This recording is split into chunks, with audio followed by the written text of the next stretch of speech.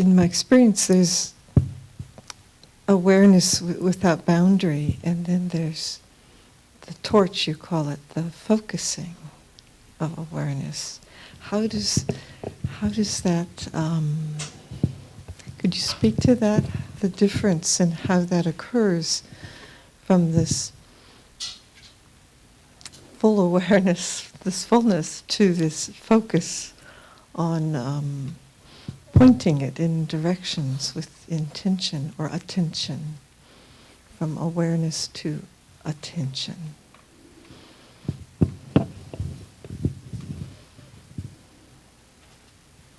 It's a focusing.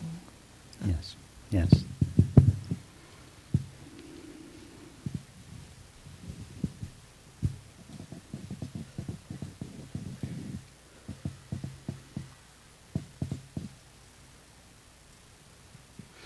Awareness never actually focuses. It's always wide open in all directions.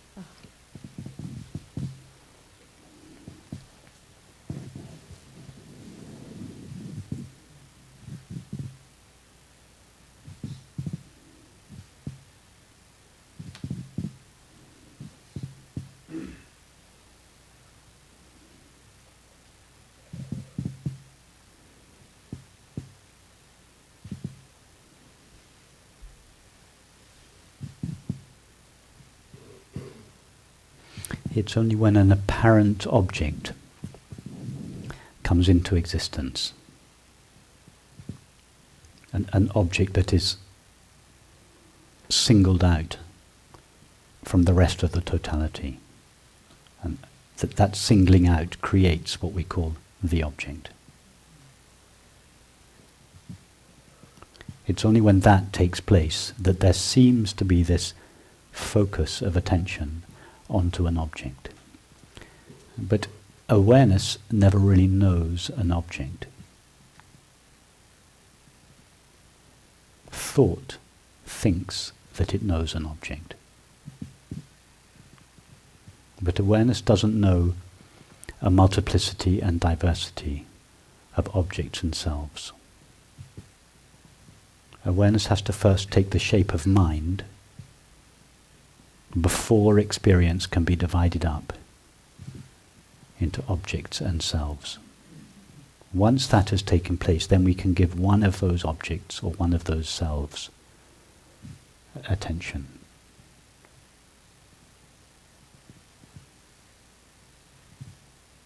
In other words, it is thought that abstracts from the seamless intimacy of all experience. Seamless because it's not made up of parts, and intimate because it's this close to awareness.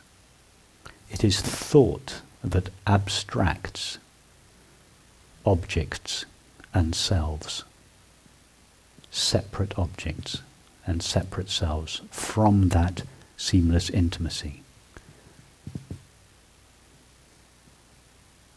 But in order to do that, in order to abstract an object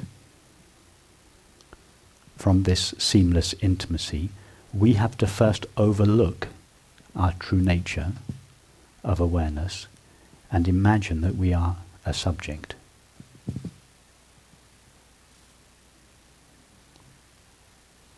So when this simple knowing of our own being is overlooked, at that moment we, awareness, seem to collapse or contract into a separate subject. And at that moment, a world of objects and others come into apparent existence. That subject can then pay that object attention. But awareness is not the subject of experience, although sometimes as a halfway stage we talk about the witnessing presence of awareness, I, the subject, knowing the objects of the body-mind. That's a legitimate halfway stage, and we'll go there sometimes this week.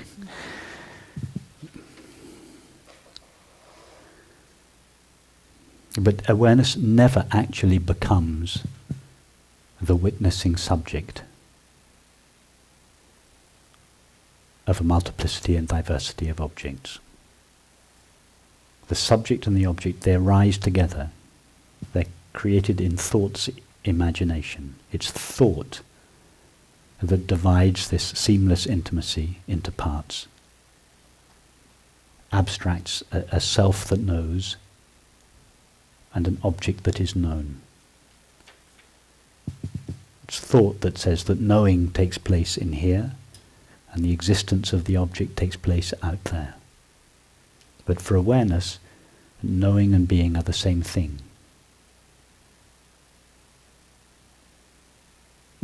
In other words, awareness never experiences things as things. It knows things much more intimately than that. It knows everything as itself. It doesn't know a world as a world. It knows the apparent world as itself. In other words, from awareness's point of view, it never comes in contact with anything other than itself. It only knows itself. However, once thought has abstracted a separate self, once thought has overlooked our true nature, and has imagined instead that we are a separate, limited self, then what we are just inhabits this little corner of experience called my body.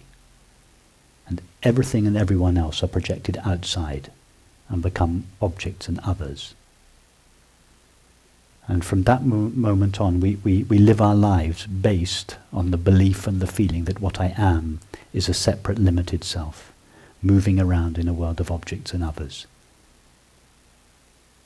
But there's only one thing that that separate self truly longs for, and that is happiness or peace. All separate selves seek happiness or peace alone. Now, what that separate self is truly seeking is to dissolve as a separate self, to be returned to its real self, to be unveiled. That's what the separate self spends its life seeking, its own death, seeking its own disappearance. Everything the separate self does in the outside world is orientated only to finding the knowing of its own being, finding its own being as it really is. This dimensionless, objectless, transparent awareness.